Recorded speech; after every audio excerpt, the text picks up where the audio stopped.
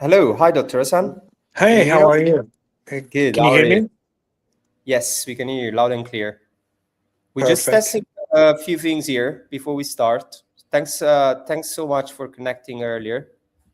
That gives us plenty of time to just trial like a couple of things. We are also like setting up the other computer on a bigger screen. Okay. Um, so I'm probably gonna go offline now, but I will Okay. bring. I'm here. I thought they kind of sign up earlier to see if there's any problem with the connection, things like that. Brilliant.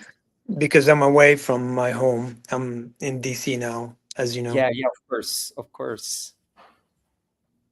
But yeah, looks like it's working fine so far. So I'm just gonna like get the other screen set up, and I'll come back to you Perfect. here. I'm here. Thank you. Thank So you can put it on and back on the screen, which is great. Sorry? You can go on the screen Okay. as we wish. So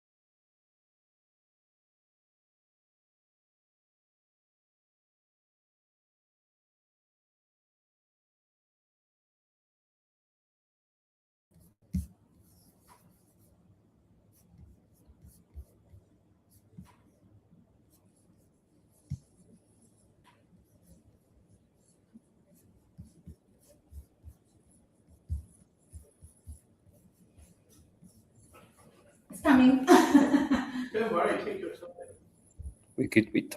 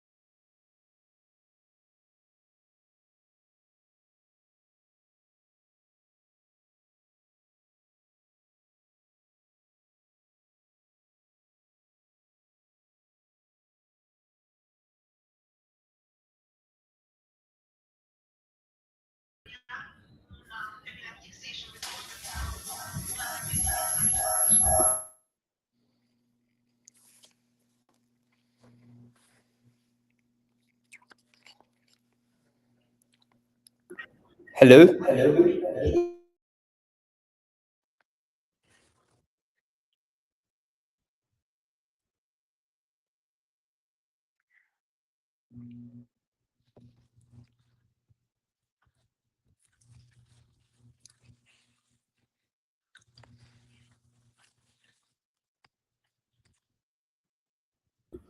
Dr. Hasan, can you hear us?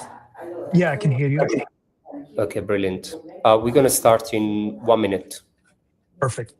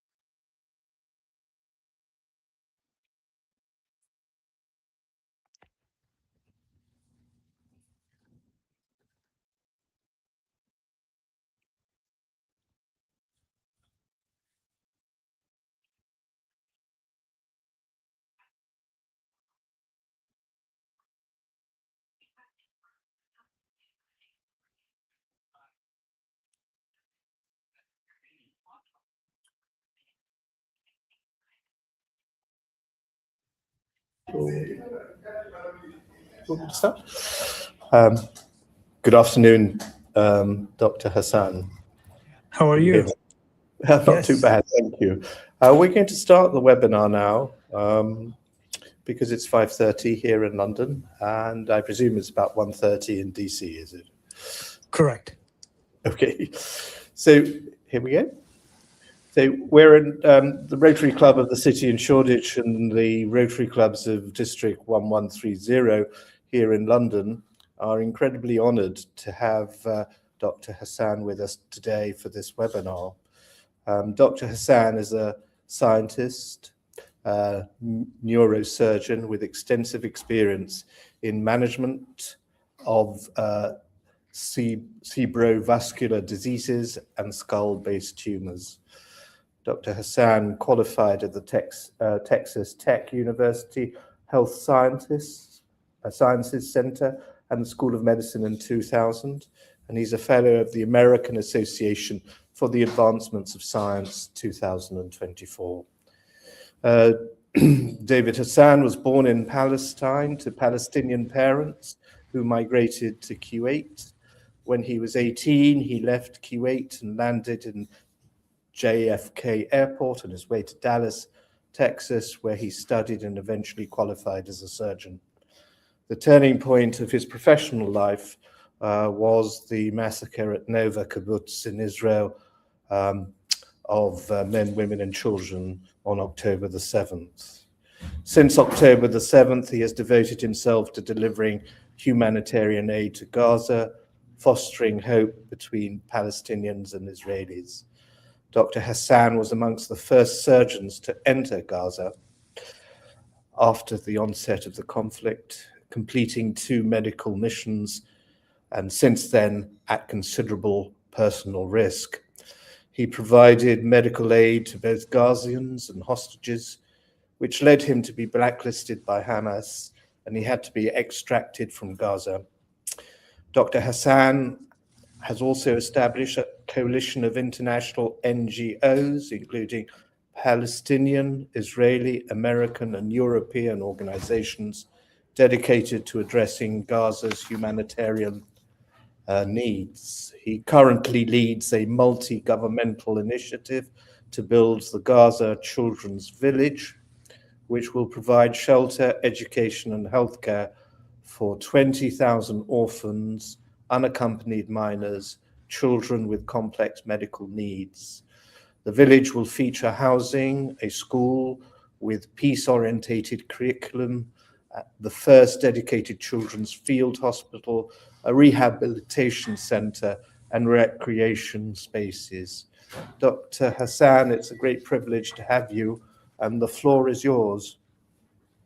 Oh, thank you. It's a privilege and honor to be with you guys, and I'm very, very apologetic and sorry for not making it in person. That's my intention, was to be there in person to meet each one of you. However, unexpectedly, I was asked to come to DC for congressional hearings and different things, so I have to change the plan. So it's quite a bit, turnaround. I still have the ticket, so I'll use it and come visit London at one point. I thought the best way to really do this webinar is really actually to do it as Q&A.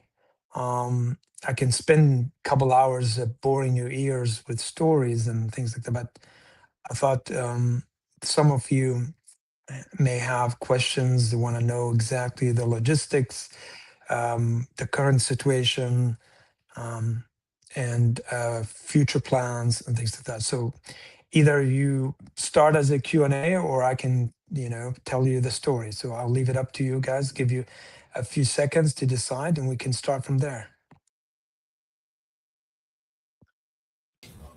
I think what might be useful is if we could have perhaps from you. You did a wonderful podcast recently in which you explained the origins of the project that you are now undertaking. And it might be extremely useful for all of us listening to understand how the project came to light and the latest developments are for the project. And then perhaps we can follow through with some questions. Perfect. So I would kind of, the turning point, as you mentioned, it was October 7th. Prior to October 7th, I was very busy with my personal career, indulging my personal career and advancing it. But I want to kind of go back a little bit to understand my motivation, why I'm focused on the education and children mainly. I grew up in Kuwait, and to a very lovely parents who were not educated. They were first grade level education, but they taught us everything we needed to learn in life to do well. But my education was under one narrative, and I saw the world through one lens, and specifically talking about the conflict between the Palestinians and Israelis. I did not understand why there was a conflict. All I was taught is this land belonged to Palestinians, and Israelis are not welcomed, and one way or another we should get them out of the land.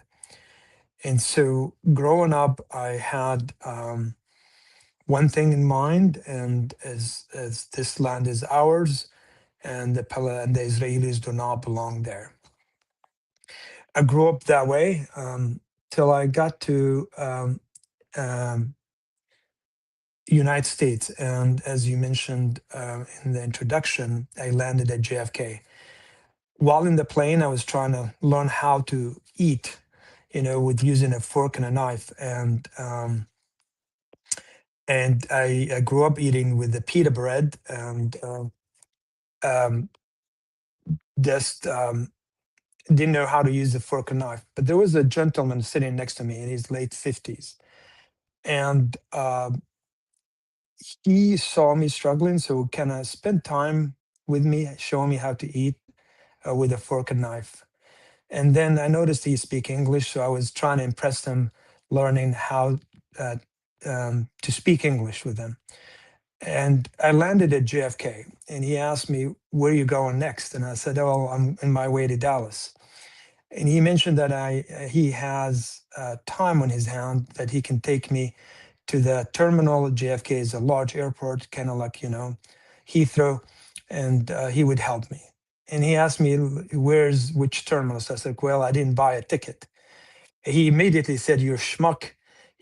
How can you live in JFK and no ticket to Dallas?" So he took me to American Airlines and bought the ticket, and made sure that I get in the plane. And he stayed in touch with me, and he will come and visit once in a while and make sure I'm all good. Till he, before he died, that was a few years later, I went and visited him in North Carolina. And there was a lot of the Jewish people there. And for the first time, he told me he's a Jewish. And I was very angry and mad, not because he's a Jewish, because he never told me why. And his first answer was, I did not want you to be uncomfortable. I want you to be, I didn't want that identity to separate us and to influence how you think of me.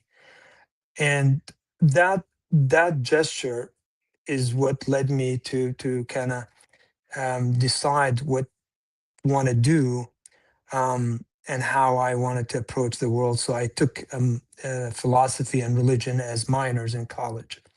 And because of that, I learned so much about the world. Fast forward to October 7th, I was waken up by my mother to tell me about the heinous crimes that were committed October 7th. By then, I cultivated so many relationships with Jewish families in the United States, and they helped me quite a bit. And my first two girlfriends were Jewish. And when October 7th happened, I reached out to them to say, I'm sorry this happened, but no one will take a phone call from me. And I tried several times for 3-4 days, but finally the rabbi reached out and said, David, the community doesn't see you anymore as David, but they see you as a Palestinian. So immediately I understood that what happened at October 7th, it was more like a tsunami waves that carried not just from where it happened, it's to worldwide. And I wanted to make a difference. In fact, the reason why, because for the first time, this war was broadcasted in social media. Prior to that, which about 4 or 5 wars happened in Gaza, this one was completely broadcasted on social media, where raw images are broadcasted and put on social media with raw feeling, subjective. You didn't know if it's true or not true. Prior to that, all that wars were covered by the mainstream media, where they take all this footage, they edit it, they make it more PG or G friendly, and then they put their narrative, and it depends if you're conservative or liberal, you look at the station.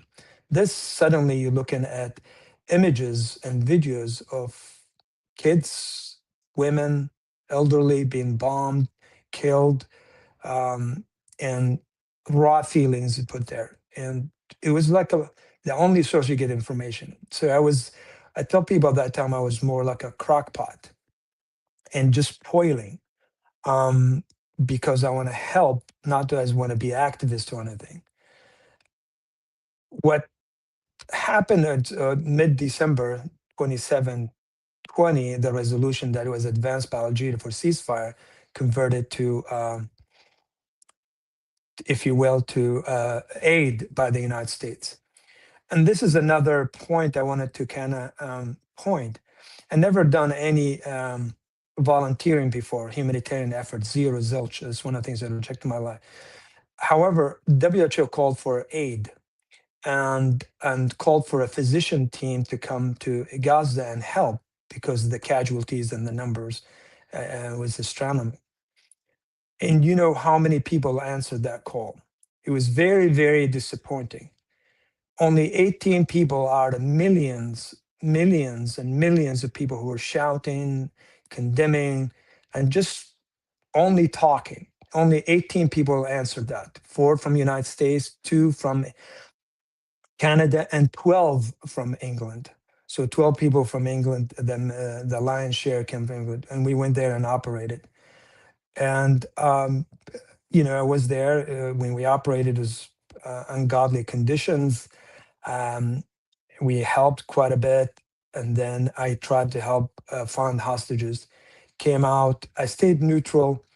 Second time I went, it was April of 2024. under the auspice of Senator Elizabeth Warren and USAID. So this all affected me, and I don't want to bore you guys with the story details, but again, I came out and I just wanted to help the kids, and I saw so many orphans and unaccompanied kids. And I remember May of 2024, the Israeli newspaper Haaretz reached out. They wanted to understand from an American Palestinian what is actually going on in Gaza. And so I interviewed with them. And I was invited by the Shimon Peres family to come in June. And I was there and, spoke in front of a very large audience. But also I wanted to kind of understand why the Israelis felt the way they are. So I went to the kibbutz. I was the first civilian to be inside Gaza, but also inside the kibbutz and the Nova, and understand this raw feelings, why the Israelis have the strong feelings they had. And I immediately realized there was pain on both sides. There was pain on both the Israelis and Palestinian, the Gazans. I give you that the numbers are astronomically different between the two sides, but the pain was felt on both sides. And that's where allowed me to kind of wanted to do more, and led to the formation of our NGO, because most of the NGOs at that time, they took one side or another, or some of them are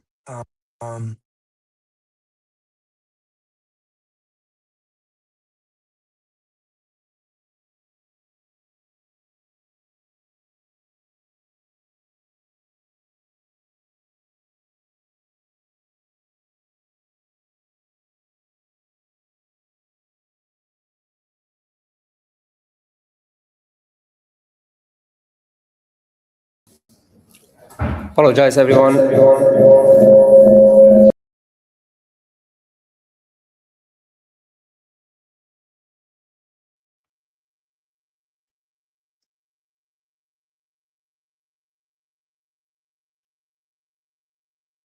Hello?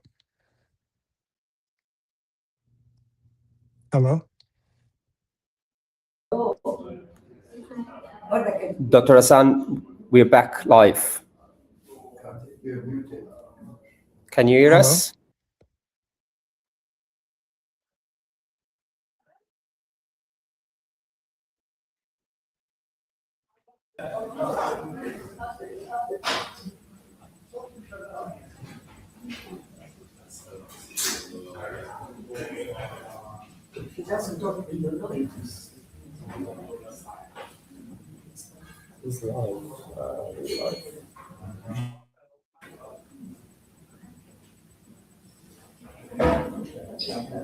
Hello, can you hear us, Dr. Hasan?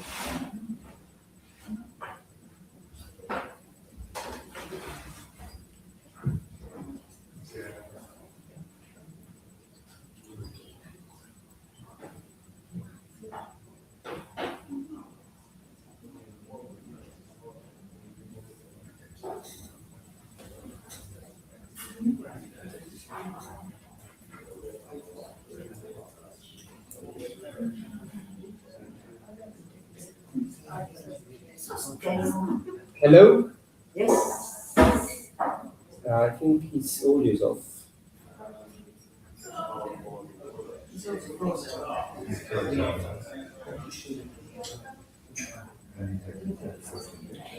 There we go. I think it's also for him, the connection. Okay. Hello? Sorry about that. So going to that, continuing with the story, I decided to start our NGO, which had three mandates. The first mandate is immediate relief of the children.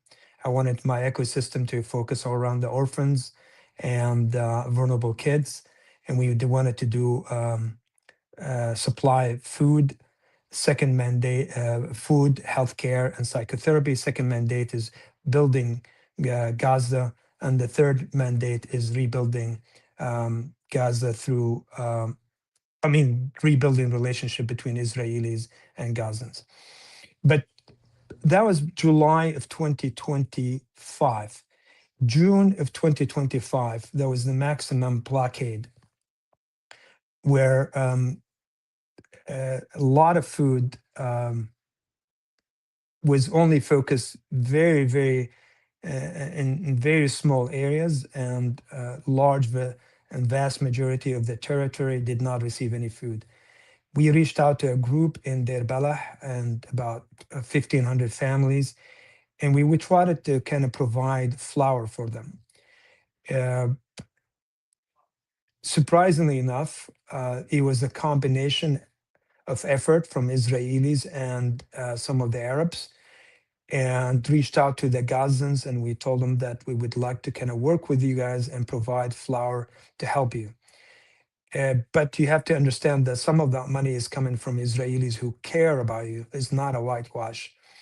They welcomed that idea, and that was the first glimpse of hope that there is potential rebuilding between Israelis and Gazans. So we did that. We fed the families for 2 weeks. And then July, that's when we decided to come and build the children's village. They accepted it. And now we have 5 academies that provide education, daily hot meals, working with World Center Kitchen, healthcare, and psychotherapy. We cover now about 8,800 kids. This Sunday, we'll open the educational city, which will have 15,000 kids from K to grade 12. And then we have the infrastructure after that to expand. We're hoping to go up to 250,000 kids in 12 months. Our approach is, again, centered around the kids, specifically the orphan, the vulnerable kids, the injured kids, and after that, the regular kids. We wanted this to be different. We want it to be unique in a way that does not feed into a cycle again. And the definition of insanity is doing the same thing over and over again and expecting different results. So I truly believe in education. And perfect example, myself, who grew up in one narrative, coming to the United States, learning different narratives, and able to excel and see the world in different lenses. So I want to afford our kids in Gaza that opportunity where they can look at the world in different lenses. I don't want them to be indoctrinated. I didn't want them to have think of everything as black and white. So we adapted the curriculum. It's exactly same as the PA curriculum, except we went through and changed some of the insightful, hateful examples and replaced it from the Palestinian heritage that calls for peace, love, and tolerance. We also teach the kids extracurricular activities, which teaches love, peace, tolerance. Teach them about different religions, Christianity, Judaism, Hinduism. Allow them to understand the differences, think critically, and celebrate the similarities among all these different religions, worldviews. We try to make a more global citizen. Has been successful. It's been working. We also try to provide daily hot meal, working with World Center Kitchen. We were the first group to do that. And also we have on-site clinic in each academy in addition to psychotherapy. So that's our approach. In addition, as I mentioned, to building relationship between Israelis and Gazans, which proudly so. Now, I used to be the filter between the two groups. Now they communicate with each other directly and work with each other. So that's our approach. Has been successful. Yes, we face a lot of challenges navigating all these geopolitical differences and potential complications, potential conflicts. But so far, we are doing well. So much for that summary. I remember that you said previously that the mission, the Gaza Children Village mission, was built on 3 cornerstones. One was the medical relief necessary for the people of Gaza and the children. The other was the education. And the third cornerstone, you said, was the Gazan-Israeli relationship. In the light of what has happened in Gaza, and your curriculum of peace, love, and tolerance, how is it possible to achieve that, given the level of suffering which both sides have experienced? It must be an enormous task to mend bridges after so much destruction and death in both Israel and in Gaza. Is this a task which probably will last for decades to try to rebuild the trust between the two communities? It's a very good question. I'm marveled by how it happened. I think, the most affected group are the Israelis in Gaza, not the diaspora, which I found it both sides in the diaspora, the Jewish and the Palestinian, they have a difficulty getting along with each other to some extent. The people in Israel and Gaza are both motivated with, after what happened, if you will, with never again for both sides. And they understand deep inside that if something different, something unique has to happen, otherwise it will be another cycle. Also, remember before October 7, a lot of the kibbutz around Gaza really were involved in so much offering aid for the Gazan themselves.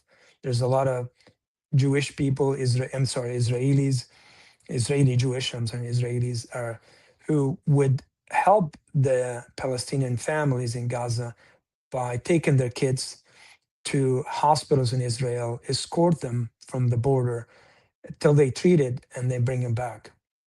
So there was a community, I would say a huge community, that really was trying to find way to live together and coexist. And this was shattered after October 7th.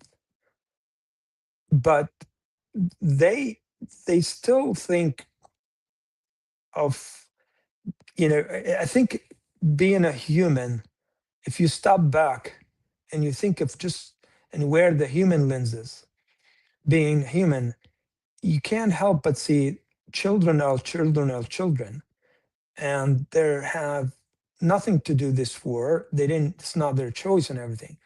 So taking care of the children really somehow start bridging these two groups together.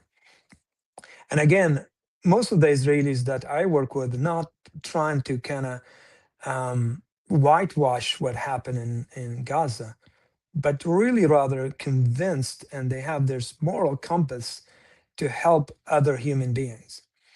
I remember when I was in back in June of 2024, after I spoke, and I showed raw images of kids being injured to a lot of Israelis who had never seen any footage like that.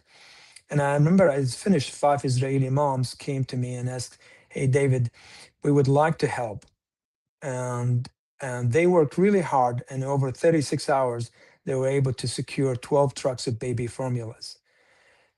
And that effect was because when you step back from being, Israeli or Palestinian and think of the suffering of other people, you can't help it. It's easier. Now, it's going to take time. People are trying to forgive each other, but they're not going to forget what happened. And they're motivated for never this again to happen on both sides. So this is the corner or the motivation of really trying harder to build. And the group we work together, they don't believe in coexistence. Coexistence is a dirty word. I really do. I don't believe in it. And because I can share the land with you, I can exist in the same space as you are, but I will hate your gut and just waiting for the minute to gut you out. Normalization is another bad term because it's a commercially coined to help businesses and blah, blah, blah. But what we truly believe our group is we are better together. When you believe we are better together, it means you care for the other person, the other person you care for you, and you want both of them to have a better life.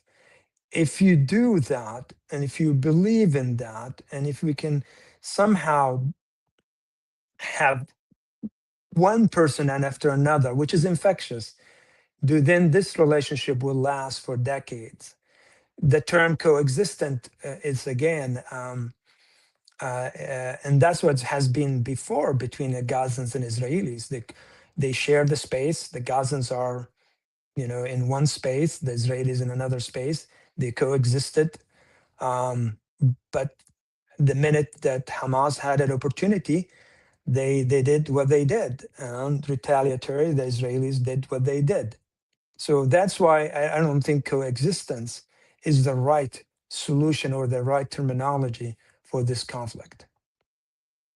Just ask you a question. On your first mission to Gaza, when you went in as a neurosurgeon, and you provided medical assistance to the Gazan people, there wasn't. You mentioned in your interviews that you. I think I answered the question. Unless you guys have other questions, happy to answer. Yeah, sorry. You said that you acted neutrally when you went into Gaza. Hello? And can you hear me? I can't hear you guys. Okay. I cannot hear you guys. Okay. Can you hear us? Hello, Dr. Hasan, can you hear us?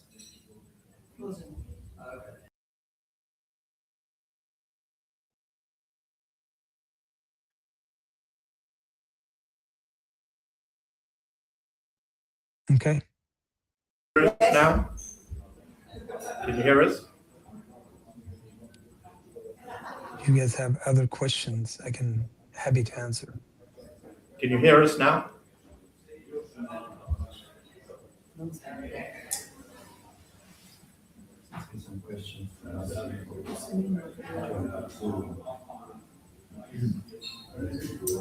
It's very weird. I'll just drop them a message.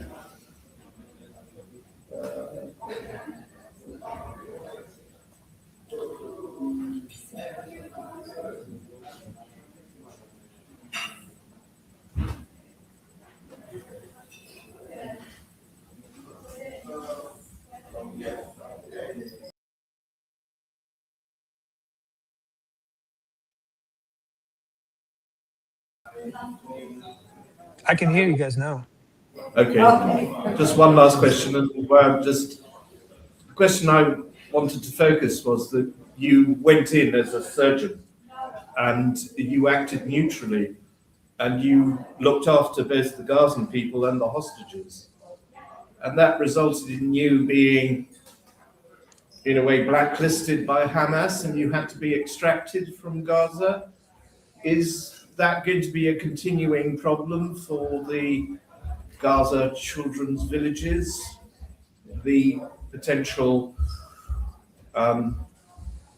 conflict with perhaps Hamas and their reluctance to buy into your mission? I think the biggest problem is they're reluctant to the curriculum more than me. and the back history. I think, as you know, for decades, until today, um, the curriculum has been by the Palestinians has been criticized by the Europeans, by the Americans, by the Israelis, and does not meet the UNESCO guidelines. And so, a person like me who come in and changing that curriculum and teaching the children um, normalization or coexistence or better together with the Israelis and neighboring countries is much more problematic for this group than other issues. So that's the contention at this point is the curriculum itself. Even the PA itself have an issue with it, and so we are still in negotiation now. Why have not Hamas acted up at this point or other forces? I think part of it is the services we provide for these kids are second to none. Um, we're considered as a brand in the way we approach these kids. No one else in Gaza, even UNICEF or other NGOs that provide the holistic approach we do, which is, the education, the daily hot meals, on-site clinic, pediatrician, nurses, and the psychotherapy.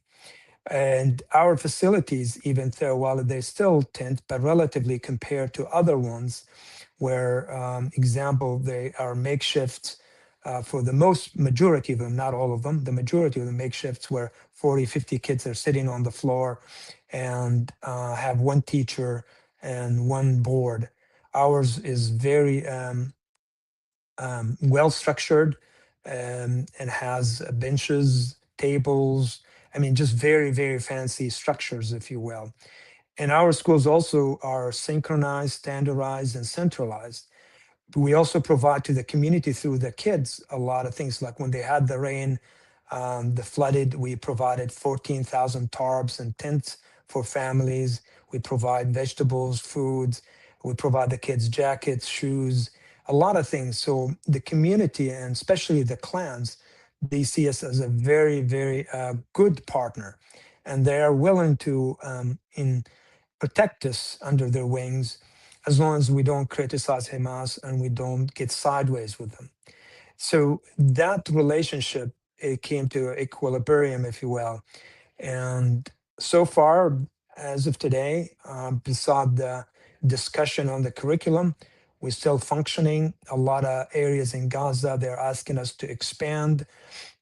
There are 3 schools now, one in Gaza City and 2 in Jabalia and Beit Lahia. They want us to come and adapt them and renovate them and expand on them. So as I told you, the potential for us to expand to 250,000 kids within 12 months is very feasible. And we have the potential for that if we have the resources for it. And that in itself just shows the popularity and the buy-in from the community for our approach, even though a little bit controversial, but the way we provide these services for their kids is second to none. Prior to October 7th, there's about 700,000 kids at school age. During this war and after, there's estimated about 650,000 kids from K to 12th grade. Only about 150, 160,000 kids are being educated. The rest are roaming the streets, have no educational structure, no access to education, in lines to get food or water for the families, and they're not thriving. Our kids, when they come in, they can't wait the sunrise to come in and to come to run to our school, and they don't want to leave. We have to kick them out every day to send them home.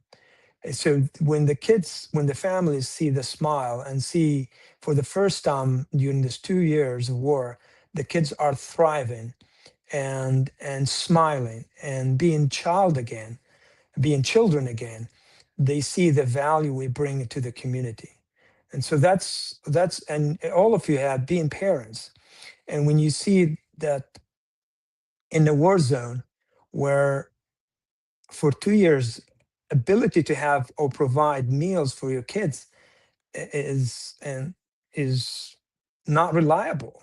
And there's days, 2, 3, 4 days you go without meals, and then suddenly we come here and do everything from education to guaranteed meals to clinic. The kids get daily care by the physicians, pediatrician, nurses, and the psychotherapy, the group psychotherapy, and everything. As a parent, you would say, we will do everything to help this group.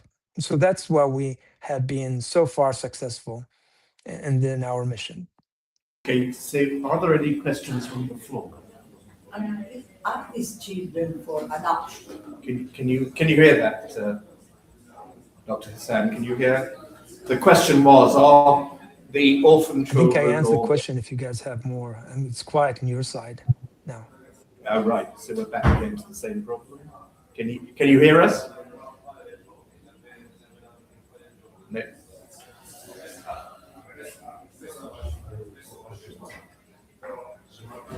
Nemo, can you send the question in the writing? Yeah.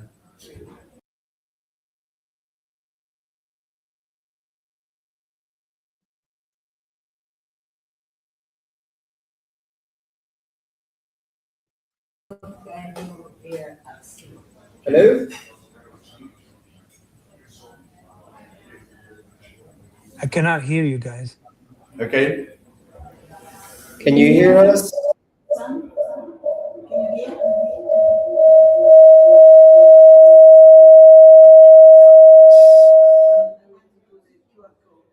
Can you hear me? No, but it's I think we have. Can you hear me? No, but it's Hello, Hetta. I cannot hear you guys. Do you have a question? no, but it's Hello, Hetta. I cannot hear you guys. Do you have a question? Yes, I have a question for Dr. Hasan, if I you cannot can hear hear you me. guys. I can hear you now. Do you have a question? Yes, I have a question for Dr. Hasan, if you can hear me. Do you have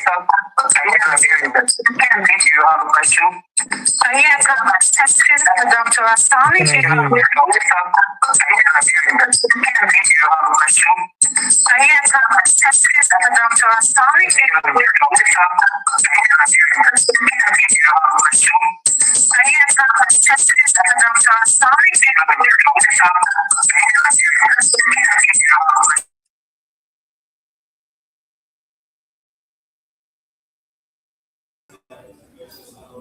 Hello. Sorry, apologies for this. Hetta, I'm going to bring you up on the screen. Can you just confirm you can hear us? Sorry, apologies for this. Yes, okay. I'm going to bring you up on the screen. Can you just confirm you can hear us? Sorry, apologies for this. Yes, okay. I'm going to bring you up. Hello. Apologies for this. Yes, okay. I'm going to bring you up. I Yes, cannot it's hear you okay. guys. I mean, if there is any possibility, but Yes, okay. because there is a big echo. Yes, it's okay. I mean, if there is any possibility.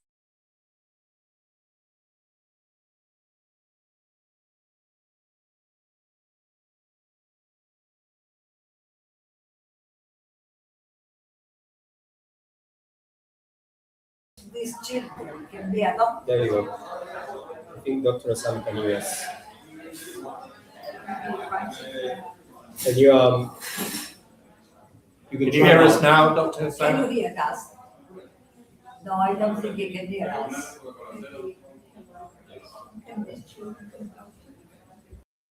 Hello. Hello? Can you hear us? Can you hear us? Hi, Dr. Hasan.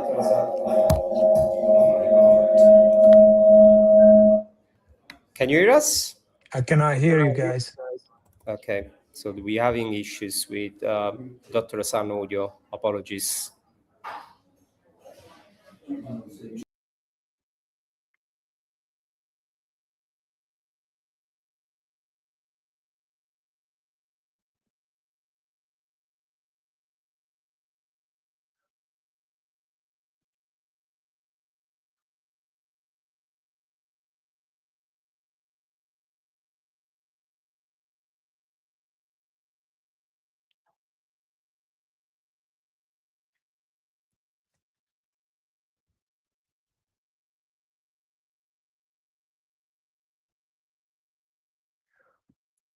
The question is, for these children that are orphaned, are adoption procedures? I'll have to kind of, if you can hear me, remember, we can use that term here, orphans. In the Middle East, there's really, even if the parents, mom and dad died, given the close community and the family, extended family, they're not alone. Their uncle, aunt, cousin, grandparents who are taking care of these kids. So the extended family take care of them. There's no true orphan where they have no one else taking care of them. So that's the culture in the Middle East, unlike in the Western countries. So most of these kids are living with the extended family or the grandparents.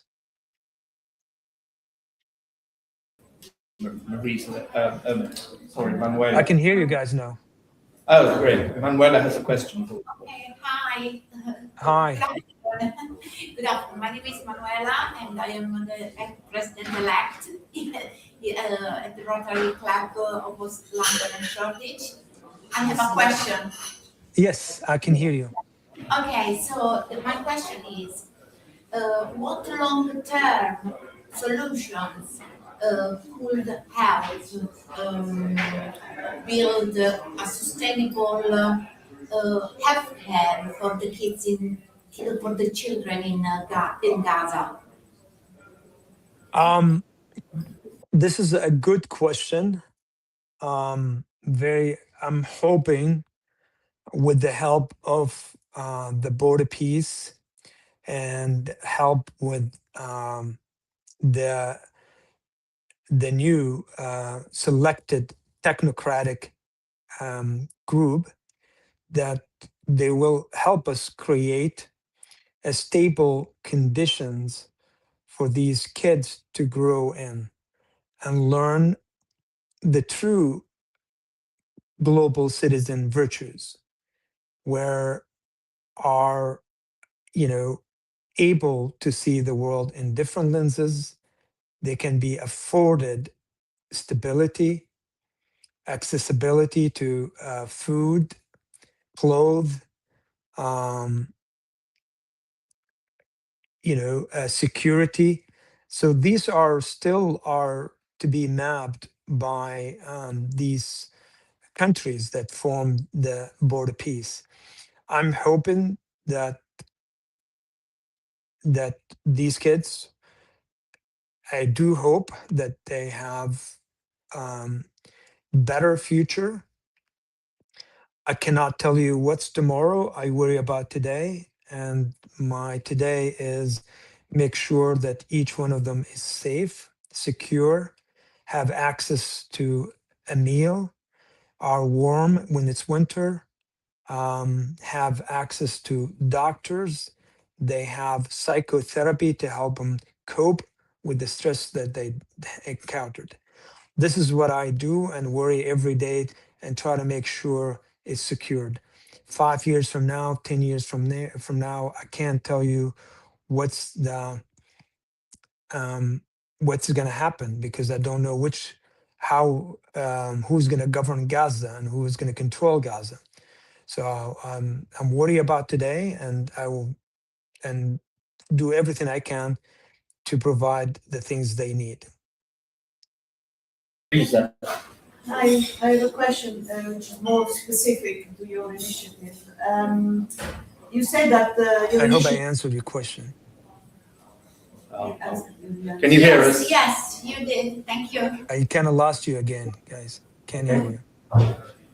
Well, you cannot hear me. Storm is a delay, it's a legal latency.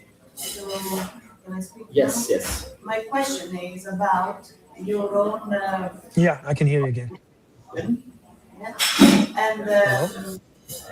you mentioned that your initiative is actually supported and backed up by a coalition of different organizations that contribute to the realization of your initiative. Now, my question is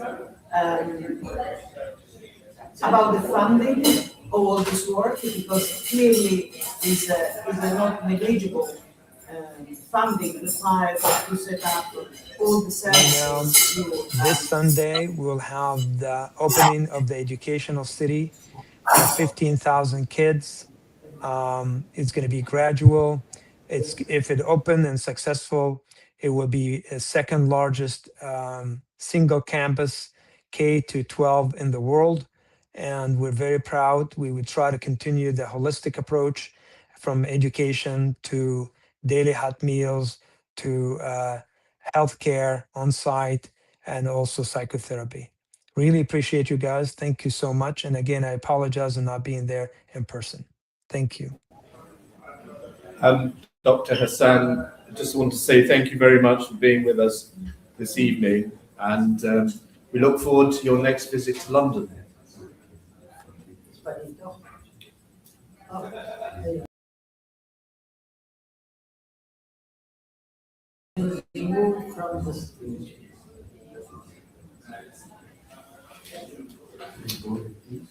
Okay.